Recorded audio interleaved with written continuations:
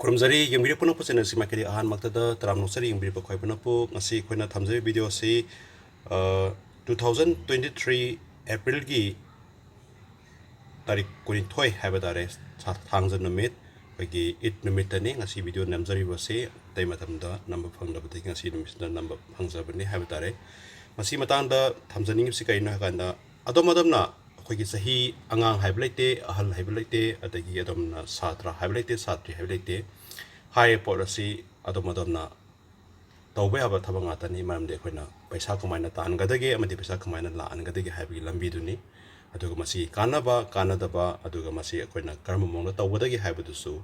ꯊꯝꯖꯔꯛꯀꯦ ꯀꯅꯥꯒꯨꯝꯕ ꯑꯃꯅ ꯁ꯭ꯇꯣꯛ ꯃꯥꯔꯀꯦꯠꯀꯤ ꯃꯇꯥꯡꯗ ꯑꯩꯈꯣꯏꯅ ꯄꯨꯡ 20ꯗꯤ ꯐꯪꯉꯦ ꯄꯨꯡ 20ꯁꯤꯗ ꯃꯤ ꯈꯨꯗꯤꯡꯃꯛ ꯄꯨꯡ 20 ꯂꯣꯏ ꯐꯪꯉꯦ ꯄꯨꯡ 20ꯁꯤꯗ ꯑꯗꯣꯝꯅ ꯀꯔꯤ ꯀꯔꯝꯕ ꯃꯑꯣꯡꯗ ꯃꯇꯝꯗꯨ ꯁꯤꯖꯤꯟꯅꯕꯒꯦ ꯍꯥꯏꯕꯗꯨꯃ ꯂꯩꯔꯦ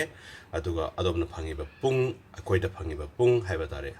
ꯍꯥꯏꯔꯤꯕ ꯄꯨꯡ ꯑꯁꯤꯗ ꯁꯦꯀꯦꯟ ꯑꯃꯁꯨ ꯋꯥꯠꯇꯕ ꯁꯦꯀꯦꯟ ꯑꯃꯁꯨ ꯍꯦꯟꯗꯕ ꯃꯤꯄꯨꯝ ꯈꯨꯗꯤꯡꯃꯛꯇ ꯂꯣꯏ ꯐꯪꯉꯦꯀꯣ ꯅꯣꯡꯃꯗ ꯑꯗꯨꯕꯨ ꯍꯥꯏꯔꯤꯕꯁꯤꯗ ꯑꯗꯣꯝꯅ ꯀꯃꯥꯏꯅ ꯇꯧꯔꯒ ꯄꯩꯁꯥ ꯂꯥꯛꯅꯕꯒꯤ ꯂꯝꯕꯤ ꯍꯦꯟꯅ ꯑꯗꯣꯝꯅ ꯊꯤꯕꯒꯦ ꯑꯗꯣꯝꯅ ꯍꯦꯟꯅ ꯆꯪꯁꯤꯟꯕꯒꯦ ꯍꯥꯏꯕꯗꯨꯒꯤ ꯃꯇꯥꯡꯗꯅꯤ ꯑꯗꯨꯒ ꯁ꯭ꯇꯣꯛ ꯃꯥꯔꯀꯦꯠꯁꯤꯗꯒꯤ ꯑꯩꯈꯣꯏꯅ ꯑꯗꯨꯝꯕ ꯂꯝꯕꯤꯗꯨ ꯂꯩ ꯍꯥꯏꯅ ꯊꯝꯖꯅꯤꯡꯕꯗꯨꯅ ꯍꯥꯏꯔꯤꯕ ꯚꯤꯗꯤꯑꯣꯁꯤ ꯊꯝꯖꯕꯅꯤ ꯃꯗꯨꯗꯤ ꯌꯦꯡꯃꯤꯟꯅꯁꯤ ꯃꯃꯥꯡꯗ ꯑꯩꯈꯣꯏꯅ ꯊꯝꯖꯈꯤꯕ ꯚꯤꯗꯤꯑꯣ ꯈꯔꯗ ꯍꯥꯏꯖꯕ ꯇꯥꯔꯦ ꯁ꯭ꯇꯣꯛ ꯃꯥꯔꯀꯦꯠꯀꯤ ꯃꯇꯥꯡꯗ ꯃꯔꯝꯗꯤ ꯍꯥꯏꯔꯤꯕꯁꯤ ꯍꯩꯅꯕ ꯍꯣꯠꯅꯕꯗ ꯇꯝꯕꯗ ꯄꯩꯁꯥ ꯇꯤꯡꯕ ꯃꯤꯁꯨ ꯂꯩ ꯑꯗꯨꯒ ꯍꯥꯏꯔꯤꯕ ꯄꯣꯠ ꯑꯁꯤ ꯇꯥꯛꯅꯕ ꯍꯣꯠꯅꯕꯗ ꯄꯩꯁꯥ ꯂꯧꯕ ꯃꯤꯁꯨ ꯂꯩ ꯑꯗꯨꯕꯨ ꯍꯥꯏꯔꯤꯕꯁꯤ ꯁꯝ ꯃꯤꯅꯤꯠ ꯈꯔ ꯅꯠꯇ꯭ꯔꯒ ꯄꯨꯡꯈꯥꯏ ꯑꯃꯗ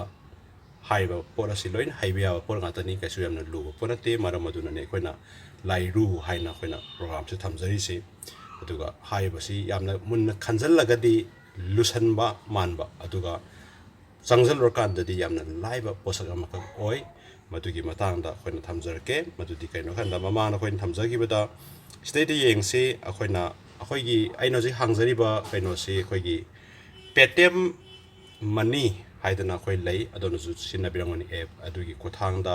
ꯇ꯭ꯔꯦꯗꯤꯡ ꯑꯦꯀꯥꯎꯟ ꯑꯩꯈꯣꯏꯅ ꯁꯤꯖꯤꯟꯅꯕ ꯇ꯭ꯔꯦꯗꯤꯡ ꯑꯦꯀꯥꯎꯟꯗꯨꯅꯤ ꯑꯁꯤꯗ ꯑꯩꯈꯣꯏꯅ ꯊꯝꯖꯅꯤꯡꯉꯤꯕꯁꯤ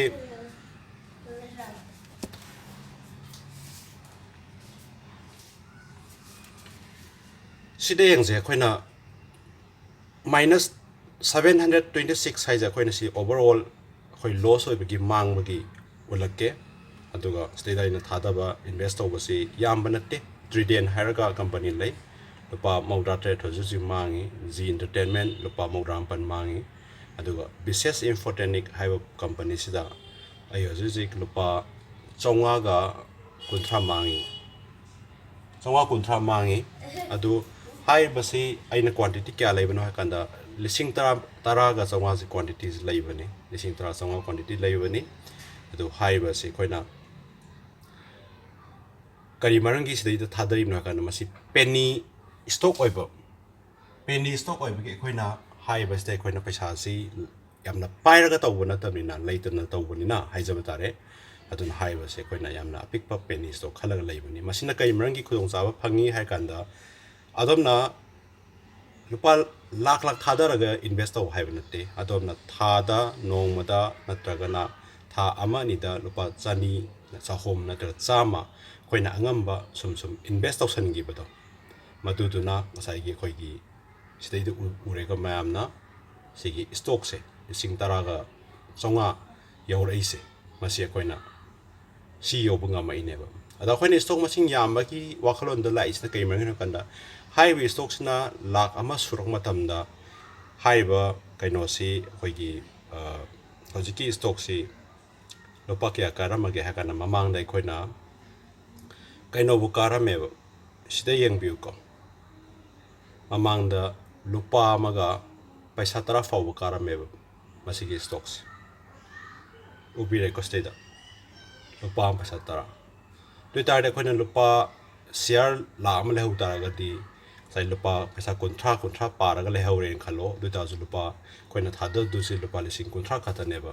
ꯁꯤ ꯑꯩꯈꯣꯏꯒꯤ ꯁ꯭ꯇꯣꯛ ꯂꯥꯛ ꯑꯃ ꯂꯩꯁꯟ ꯃꯇꯝꯗ ꯑꯗꯨ ꯑꯣꯏꯇꯥꯔꯒꯗꯤ ꯑꯩꯈꯣꯏꯅ ꯇꯣꯡꯗꯣꯏꯁꯤ ꯀꯌꯥꯅꯣ ꯍꯥꯏꯕ ꯄ꯭ꯔꯣꯐꯤꯠꯇꯨꯅꯦꯕ ꯁꯤꯗ ꯍꯣꯠꯇꯣꯏꯁꯤ ꯑꯁꯤ ꯀꯔꯤ ꯃꯔꯝꯒꯤ ꯑꯩꯅ ꯍꯣꯠꯂꯤꯕꯅꯣ ꯍꯥꯏ ꯀꯥꯟꯗ ꯁꯤꯗ ꯑꯩꯈꯣꯏꯅ ꯌꯦꯡꯕꯤꯌꯣ ꯑꯩꯈꯣꯏꯅ ꯑꯄꯤꯛꯄ ꯁ꯭ꯇꯣꯛꯁꯦ ꯑꯩꯈꯣꯏꯅ ꯀꯔꯤ ꯃꯔꯝꯒꯤ ꯂꯩꯕꯒꯤ ꯋꯥꯈꯜꯂꯣꯟ ꯄꯥꯝꯃꯤꯅꯣ ꯍꯥꯏꯔꯀꯥꯟꯗ ꯀꯅꯥꯒꯨꯝꯕ ꯈꯔꯅꯗꯤ ꯁꯤꯒꯨꯝꯕꯗ ꯏꯟꯚꯦꯁ ꯇꯧꯅꯤꯡꯗꯕꯁꯨ ꯂꯩꯕ ꯌꯥꯏ ꯀꯅꯥꯒꯨꯝꯕ ꯈꯔꯅ ꯁꯤꯗ ꯏꯟꯚꯦꯁ ꯇꯧꯕ ꯃꯤꯁꯨ ꯌꯥꯝ ꯂꯩ ꯑꯗꯨꯕꯨ ꯃꯁꯤꯗ ꯑꯩꯈꯣꯏꯅ ꯏꯟꯚꯦꯁ ꯇꯧꯔꯤꯁꯤ ꯀꯔꯤ ꯃꯔꯝꯒꯤꯅꯣ ꯍꯥꯏꯀꯥꯟꯗ ꯁꯤꯗ ꯑꯩ ꯑꯃꯈꯛ ꯎꯠꯆꯔꯛꯀꯦ ꯃꯌꯥꯝꯅꯁꯨ ꯑꯗꯨꯝ ꯑꯩꯈꯣꯏꯒꯤ ꯊꯦꯡꯅꯕꯤꯔꯝꯃꯗ꯭ꯔꯥꯅ ꯈꯜꯂꯤ ꯃꯔꯝꯗꯤ ꯑꯩꯈꯣꯏꯅ MRF ꯍꯥꯏꯅ ꯁꯤ ꯂꯩꯁꯤ ꯌꯦꯡꯕꯤꯌꯨꯀꯣ ꯁꯤꯗꯩꯗ ꯀꯝꯄꯅꯤ MRF ꯍꯥꯏꯁꯤ ꯑꯩꯈꯣꯏꯒꯤ ꯇꯥꯌꯔ ꯀꯝꯄꯅꯤꯅꯤ MRF ꯀꯝꯄꯅꯤꯁꯦ ꯇꯥꯌꯔ ꯑꯩꯈꯣꯏꯒꯤ ꯑꯗꯨꯝ ꯇꯥꯌꯔ ꯃꯃꯤꯡꯁꯨ ꯇꯥꯕꯤꯔꯝꯒꯅꯤ MRF ꯇꯥꯌꯔꯅꯀꯣ मागी स्टॉक है तारे मागी शेयर अमा लई मतमदा हौजे हौजे करेंट रेट से लुपा खनो लेब लिसिंग मरफु तरुका चौंगागा तराटेट का पैसा निफु चटली माई करेंट रेट से अइना सबनगी स्टॉक मचा अमा लेगे अमा खतंग लेजगे हाबा अइ हौजे मयामना उथिबदना लिसिंग तरागा चौंगानी को शेयर मसिंग से अदुबु हाइरिबा शेयर मसिंग दो अमा खक लेगे हाबा तमदा लिसिंग मरफु तरुका चौंगागा तराटेट इन एक्सपेंसेस तरुगा लेब मथौ तायब ꯃꯌꯥꯝ ꯌꯦꯡꯕꯤꯒꯅꯤꯀꯣ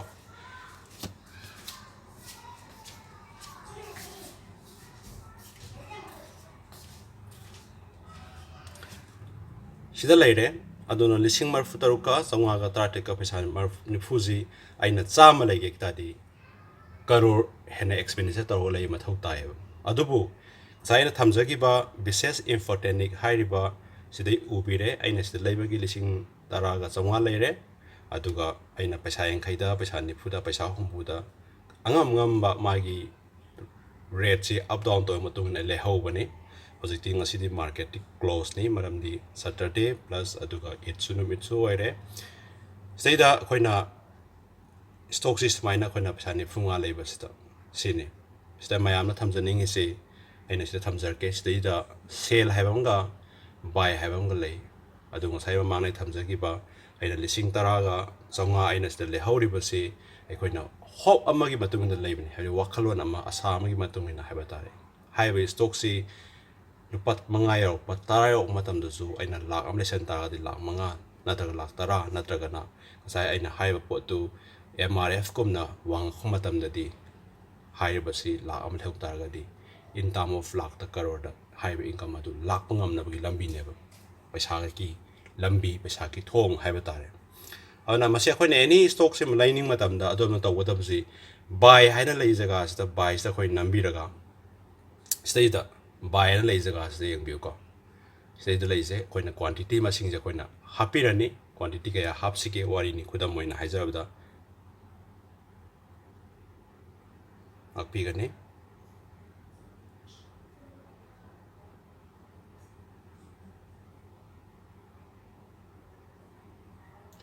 ꯑꯩꯅ ꯀ꯭ꯋꯥꯟꯇꯤꯇꯤ ꯃꯁꯤꯡꯁꯤ ꯀꯩꯅꯣ ꯍꯥꯞꯄꯁꯦ ꯑꯩ ꯎꯠꯂꯤꯁꯤ ꯂꯤꯁꯤꯡ ꯑꯃꯈꯛ ꯎꯠꯂꯦ ꯀ꯭ꯋꯥꯟꯇꯤꯇꯤ ꯃꯁꯤꯡꯁꯦ ꯑꯩꯅ ꯍꯥꯞꯄꯒ ꯑꯗꯨꯒ ꯄꯩꯁꯥꯁꯦ ꯍꯧꯖꯤꯛ ꯂꯨꯄꯥ ꯅꯤꯐꯨꯒ ꯃꯔꯤ ꯆꯠꯄ ꯄꯩꯁꯥꯁꯤ ꯑꯩꯅ ꯁꯤꯗꯩꯗ ꯂꯨꯄꯥ ꯅꯤꯐꯨꯃꯔꯤ ꯄꯩꯁꯥ ꯅꯤꯐꯨꯃꯔꯤꯗ ꯂꯩꯔꯒꯦꯅ ꯑꯩꯅ ꯑꯦꯄ꯭ꯂꯥꯏ ꯇꯧꯔꯒꯦꯅ ꯈꯜꯂꯁꯤ ꯂꯨꯄꯥ ꯆꯥꯔꯖ ꯀꯌꯥ ꯄꯤꯒꯗꯒꯦ ꯍꯥꯏꯗꯨꯃ ꯑꯩꯈꯣꯏ ꯈꯪꯗꯣꯛꯃꯤꯟꯅꯁꯦꯕ ꯁꯤꯗꯩ ꯃꯈꯥꯗ ꯌꯦꯡꯀꯣ ꯔꯤꯀ꯭ꯋꯦꯌꯔ ꯐꯟꯁꯤ ꯑꯩꯈꯣꯏꯅ ꯂꯨꯄꯥ 140 ꯅꯪ ꯗꯔꯀꯥꯔ ꯑꯣꯏ ꯍꯥꯏꯅ ꯁꯤꯗꯩꯗ ꯄꯤꯔꯦ 140 ꯗꯔꯀꯥꯔ ꯑꯣꯏ ꯄꯩꯁꯥꯁꯤ ꯑꯗꯨꯒ ꯆꯥꯔꯖꯦꯁꯅ ꯀꯌꯥ ꯆꯠꯀꯗꯒꯦ ꯍꯥꯏ ꯀꯥꯟꯗ ꯁꯤꯗꯩꯗ ꯌꯦꯡꯕꯤꯌꯣꯕ ꯄꯦꯇꯤꯑꯦꯝ ꯃꯅꯤꯒꯤ ꯄꯩꯁꯥꯁꯤꯅ ꯆꯥꯔꯖꯦꯁꯁꯤ ꯀꯌꯥꯅꯣ ꯄꯩꯁꯥ ꯑꯃ ꯍꯥꯏꯇꯥꯔꯦ ꯑꯗ ꯑꯗꯔ ꯆꯥꯔꯖꯦꯁꯇ ꯀꯌꯥꯅꯣ ꯂꯩꯔꯤꯁꯦ ꯑꯗꯔ ꯆꯥꯔꯖꯦꯁꯇ ꯁꯤꯗ ꯑꯩꯈꯣꯏ ꯂꯩꯁꯦ ꯀꯩꯅꯣ ꯌꯦꯡꯕꯤꯌꯨ एक्सचेंज टर्न ओवर चार्जेस पैसा अनी है को अदि सेवी की टर्न ओवर फीस क्या नो पैसा अमा अदुगा स्टाम्प ड्यूटी की लुपा क्या नो लुपा 8 सुमाइना माई चार्जेस मैं आम याउसलगा अदुगा मागी टैक्सेस है बतारे सिक्योरिटी ट्रांजैक्शन टैक्स सिदे पीरिसे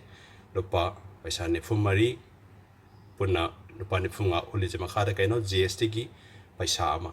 हाइरिबा सिंसे टोटल बुंजलकांदा पैसा 53 इतारिसे पैसा 53 सिगी पोट लिसिंग अमज लई मतमदा अइना तिंगदब एक्सपेंडिचर दुनेब अइना चार्जेस टैक्स होइना चटखितबदो अदुगा अइना लुपा क्या एक्सपेंडिचर तवदगे सिकी शेयर्स लई मतमदा ना हाय मतमदा पैसा निफु मरी हिसाब त पार्टी लुपा 100 गा निफु नेब ओबिरेको सुमाइ लई अदुना मयामना थमजनिंगि ngasi वीडियो सिदा अदोमना angam ngamba पैसा खरा खरा हाइबा तारे ꯂꯩꯖꯕ ꯄꯩꯁꯥ ꯈꯔ ꯍꯥꯏꯔꯤꯕ ꯁ꯭ꯇꯣꯛ ꯃꯥꯔꯀꯦꯠꯁꯇ ꯑꯩꯈꯣꯏꯅ ꯏꯟꯚꯦꯁ ꯇꯧꯔꯒ ꯊꯝꯃꯒ ꯍꯥꯏꯔꯤꯕ ꯁ꯭ꯇꯣꯛ ꯃꯥꯔꯀꯦꯠꯁꯇꯒꯤ ꯑꯩꯈꯣꯏꯅ ꯄꯩꯁꯥ ꯇꯥꯟꯕ ꯌꯥꯕ꯭ꯔꯥ ꯍꯥꯏꯕꯗꯨꯒꯤ ꯂꯝꯕꯤꯁꯦ ꯃꯁꯤꯗꯒꯤ ꯂꯩ ꯑꯗꯨꯕꯨ ꯃꯁꯤꯗꯩꯗ ꯀꯅꯥꯒꯨꯝꯕ ꯃꯃꯥꯡꯗ ꯑꯩꯈꯣꯏꯅ ꯊꯝꯖꯒꯤꯕ ꯄ꯭ꯔꯣꯒ꯭ꯔꯥꯝꯗ ꯀꯗꯥꯏꯗ ꯍꯥꯡꯒꯗꯒꯦ ꯀꯗꯥꯏꯗ ꯇꯧꯒꯗꯒꯦꯅ ꯍꯪꯉꯛꯄꯗ ꯑꯩꯈꯣꯏꯅ ꯊꯝꯖꯈꯤꯕꯗ ꯑꯩꯈꯣꯏꯒꯤ ꯃꯅꯤꯄꯨꯔꯗ ꯂꯩꯕ ꯅꯦꯁꯅꯦꯂꯥꯏꯁ ꯕꯦꯡꯛ ꯍꯥꯏꯕ ꯇꯥꯔꯦ ICICIꯒꯨꯝꯕ ꯑꯦꯛꯁꯤꯁ ꯕꯦꯡꯛꯒꯨꯝꯕ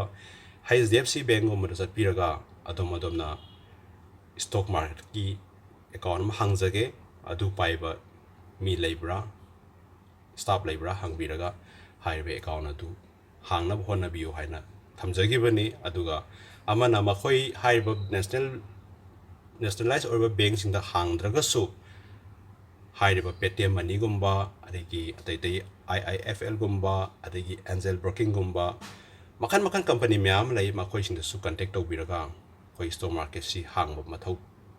ꯄꯥꯝꯕꯁꯤꯡꯅ ꯍꯥꯡꯕꯤꯕ ꯌꯥꯅꯤ ꯍꯥꯏꯕ ꯇꯥꯔꯦ ꯑꯗꯨꯒ ꯃꯁꯤꯗ ꯑꯩꯈꯣꯏꯅ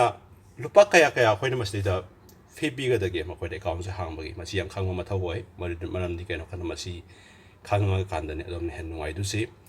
ꯁꯤꯗꯩꯗ ꯑꯩꯈꯣꯏꯅ AMC 하나 ꯂꯩ annual maintenance charges 하나 ꯑꯦꯀꯥꯎꯟꯁꯤ ꯑꯃ ꯍꯥꯡꯕ ꯃꯇꯝꯗ ꯅꯪ ꯐ꯭ꯔꯤ ꯑꯣꯐ ꯀꯣꯁꯇ ꯍꯥꯡꯒꯅꯤ ꯑꯗꯨꯒ ꯆꯍꯤ ꯐꯥꯔꯀꯥꯟꯗ ꯍꯥꯏꯕ ꯇꯥꯔꯦ ꯅꯠꯇ꯭ꯔꯒꯅ ꯆꯍꯤ ꯐꯥꯗ꯭ꯔꯤꯉꯩ ꯍꯦꯛ ꯍꯥꯡꯕꯗ ꯂꯨꯄꯥ 150 ꯅꯠꯇ꯭ꯔꯒ 300 ꯅꯪꯒꯤ ꯄꯩꯁꯥ ꯀꯛꯈꯤꯅꯦꯕ ꯃꯔꯝꯗꯤ ꯍꯥꯏꯔꯤꯕ ꯑꯦꯀꯥꯎꯟꯁꯤ ꯑꯃ ꯃꯦꯟꯇꯦꯟ ꯇꯧꯅꯕ ꯊꯝꯕ ꯃꯇꯝꯗ ꯍꯥꯏꯔꯤꯕꯁꯤ ꯆꯍꯤ ꯈꯨꯗꯤꯡꯒꯤ ꯑꯗꯨꯝ ꯀꯛꯀꯅꯦꯕ ꯅꯪꯉꯣꯟꯗꯒꯤ ꯂꯨꯄꯥ 150 ꯅꯠꯇ꯭ꯔꯒ 300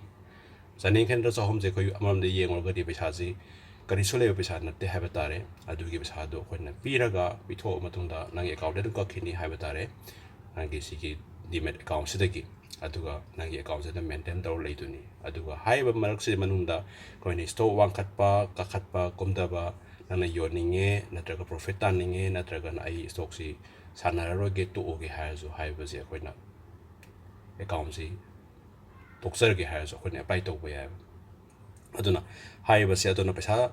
ꯇꯥꯟꯒꯦ ꯑꯃꯗꯤ ꯄꯩꯁꯥꯒꯤ ꯂꯥꯛꯅꯤꯡꯉꯥꯏ ꯂꯝꯕꯤ ꯑꯃ ꯑꯩꯈꯣꯏꯅ ꯁ꯭ꯇꯣꯛ ꯃꯥꯔꯀꯦꯠꯇꯤ ꯇꯧꯕ ꯌꯥꯕ꯭ꯔꯥ ꯍꯥꯏꯕꯗꯨ ꯂꯩ ꯑꯗꯨꯒ ꯍꯧꯖꯤꯛ ꯑꯩꯈꯣꯏꯅ ꯊꯝꯖꯈꯤꯕ ꯂꯩꯕ ꯑꯃꯗꯤ ꯌꯣꯟꯕꯗ ꯑꯦꯛꯁꯄꯦꯟꯗꯤꯆꯔ ꯇꯤꯡꯉꯤꯕꯗꯣ ꯑꯗꯨꯃꯥꯏꯅ ꯇꯧꯗꯅ ꯆꯞ ꯃꯥꯟꯅꯅ ꯍꯥꯏꯔꯤꯕ ꯈꯨꯗꯤꯡꯃꯛꯁꯤ ꯑꯦꯛꯁꯄꯦꯟꯗꯤꯆꯔ ꯂꯩꯕꯗꯁꯨ ꯇꯤꯡꯒꯅꯤ ꯌꯣꯟꯕꯗꯁꯨ ꯇꯤꯡꯒꯅꯤ ꯑꯗꯨꯕꯨ ꯄꯩꯁꯥꯗꯤ ꯌꯥꯝꯅ ꯆꯥꯎꯗꯦ ꯋꯥꯡꯗꯦ ꯍꯥꯏꯕ ꯇꯥꯔꯦ ꯃꯥꯒꯤ ꯆꯥꯔꯖꯦꯁꯁꯤꯡꯁꯦ ꯁꯤ ꯈꯛꯀꯤ ꯋꯥꯅꯤ ꯑꯗꯨꯒ ꯑꯃꯅ ꯑꯗꯣꯝꯅ ꯁ꯭ꯇꯣꯛ ꯃꯥꯔꯀꯦꯠꯇ ꯄꯩꯁꯥ ꯏꯟꯚꯦꯁ ꯇꯧꯕ ꯃꯇꯝꯗ ꯃꯤꯉꯣꯟꯗꯒꯤ ꯌꯥꯔꯤꯃꯈꯩ ꯄꯩꯁꯥ ꯄꯨꯔꯒ ꯏꯟꯚꯦꯁ ꯇꯧꯕꯤꯒꯅꯨ ꯁꯤꯃ ꯑꯔꯩꯕ ꯄꯩꯁꯥ ꯈꯔ ꯍꯥꯏꯖꯕ ꯇꯥꯔꯒꯗꯤ ꯂꯨꯄꯥ 100ꯗꯪ ꯂꯩꯕꯗ 100ꯗꯪ ꯂꯩꯕꯗ ꯏꯁꯥꯒꯤ ꯄꯩꯁꯥꯅ ꯏꯟꯚꯦꯁ ꯇꯧꯕꯤꯕ ꯍꯥꯏꯕ ꯇꯥꯔꯦ ꯑꯗꯨꯒ ꯀꯔꯝꯕ ꯁ꯭ꯇꯣꯛꯇ ꯑꯩꯈꯣꯏꯅ ꯏꯟꯚꯦꯁ ꯇꯧꯒꯗꯒꯦ ꯍꯥꯏꯔꯒꯗꯤ ꯑꯗꯣꯝꯅ commoditiesꯀꯨꯝꯕ ꯅꯠꯇ꯭ꯔꯒꯅ ꯑꯩꯈꯣꯏ ꯑꯣꯞꯁꯟ ꯇ꯭ꯔꯦꯗꯤꯡ ꯍꯥꯏꯅ ꯂꯩ ꯁꯤꯒꯨꯝꯕ ꯁ꯭ꯇꯣꯛꯇꯗꯤ ꯌꯥꯔꯤꯃꯈꯩ ꯑꯩꯈꯣꯏꯒꯤ ꯏꯟꯚꯦꯁ ꯇꯧꯕꯤꯒꯅꯨ ꯃꯔꯝꯗꯤ ꯅꯈꯣꯏꯗ ꯃꯥꯡꯅꯕꯒꯤ ꯃꯆꯥꯛ ꯑꯣꯏꯒꯅꯤ ꯃꯔꯝꯗꯤ ꯍꯥꯏꯔꯤꯕ ꯁ꯭ꯇꯣꯛꯁꯤꯡꯁꯦ ꯑꯅꯝꯕꯅ ꯃꯥꯡꯒꯜꯂꯤ ꯑꯗꯨꯒ ꯑꯩꯈꯣꯏꯅ ꯍꯧꯖꯤꯛ ꯇꯧꯈꯤꯕ ꯏꯟꯚꯦꯁꯇꯨꯅ ꯀꯔꯤꯅꯣ ꯍꯥꯏ ꯀꯥꯟꯗ ꯑꯩꯈꯣꯏꯅ ꯏꯀ꯭ꯋꯤꯇꯤꯗ ꯇꯧꯖꯕꯅꯤ ꯏꯀ꯭ꯋꯤꯇꯤꯗ ꯇꯧꯕꯁꯤꯅ ꯀꯔꯤ ꯇꯧꯏ ꯍꯥꯏ ꯀꯥꯟꯗ ꯏꯀ꯭ꯋꯤꯇꯤꯁꯅ ꯃꯥꯡꯕꯒꯤ ꯔꯤꯛꯁꯁꯦ ꯃꯁꯤ ꯌꯥꯝꯅ ꯀꯝ ꯑꯣꯏ ꯍꯥꯏꯕ ꯇꯥꯔꯦ ꯌꯥꯝꯅ ꯃꯌꯥꯝꯗꯒꯤ ꯇꯥꯊꯩ ꯍꯥꯏꯕ ꯇꯥꯔꯦ ꯑꯗꯨꯅ ꯍꯥꯏꯔꯤꯕꯁꯤꯡꯒꯤ ꯃꯇꯨꯡ ꯏꯟꯅ ꯑꯗꯣꯝꯅ ꯏꯟꯚꯦꯁ ꯇꯧꯅꯤꯡ ꯇꯥꯔꯗꯤ ꯏꯀ꯭ꯋꯤꯇꯤ ꯃꯥꯔꯀꯦꯠꯇ ꯑꯗꯣꯝꯅ ꯏꯟꯚꯦꯁ ꯇꯧꯕꯤꯌꯨ ꯍꯥꯏꯕ ꯋꯥꯍꯩꯁꯤ ꯍꯥꯏꯖꯔꯒ ꯌꯦꯡꯕꯤꯔꯤ ꯄꯨꯝꯅꯃꯛꯄꯨ ꯑꯃꯨꯛꯀ ꯍꯟꯅ ꯈꯨꯔꯨꯝꯖꯔꯤ